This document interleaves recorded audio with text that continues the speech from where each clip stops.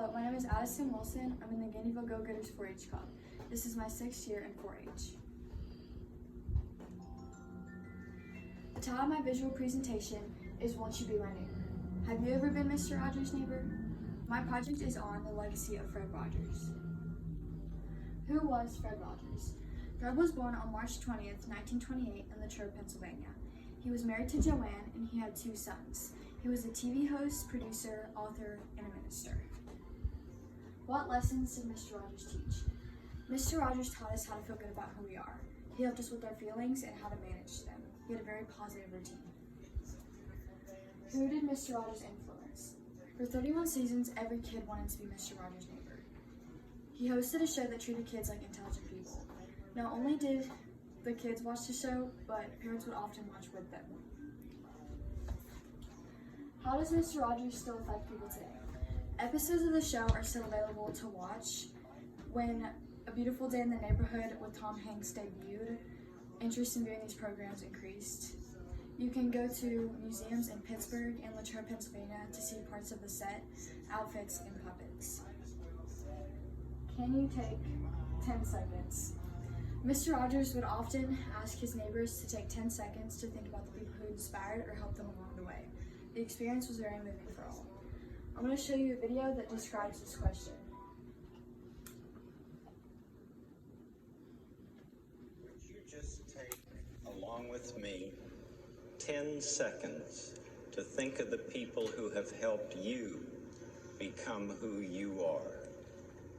Those who have cared about you and wanted what was best for you in life. 10 seconds of silence. I'll watch the time. I'd also like to share with you a personal interview that I had with my mom with her connection with Mr. Rogers.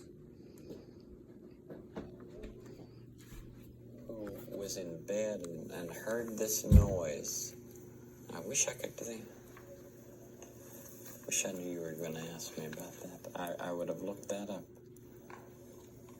That teeny tiny, there was a teeny tiny woman in a teeny tiny house with a teeny tiny, and it went on like that, you know. And then at the end there was this big loud noise, and that was the way it ended. That always just delighted me, you know, with a very tiny voice, and my parents would read it that way. And then at the end, I remember the last word was, are you ready, Radar? Boo! That was the last word in the story. This was my mom's book when she was younger, and also the book that he's talking about in the video.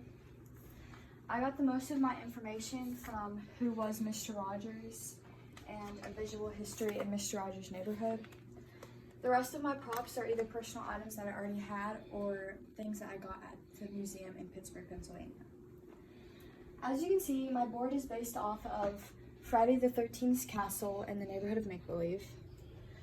This is the neighborhood trolley, which will take you from the real world to the make-believe world.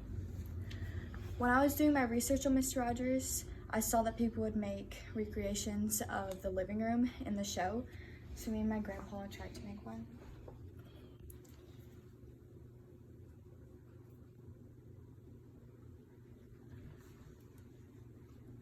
In my slideshow, I have pictures I took myself at the museum in Pittsburgh.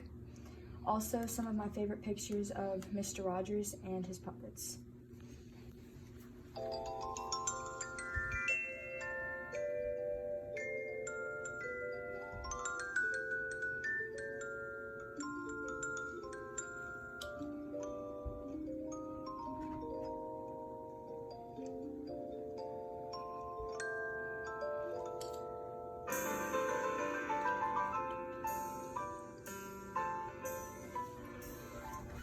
My shirt came from the museum, and my lanyard also came from there, and I ordered these pins. It's a beautiful day in this neighborhood, a beautiful day for a neighbor.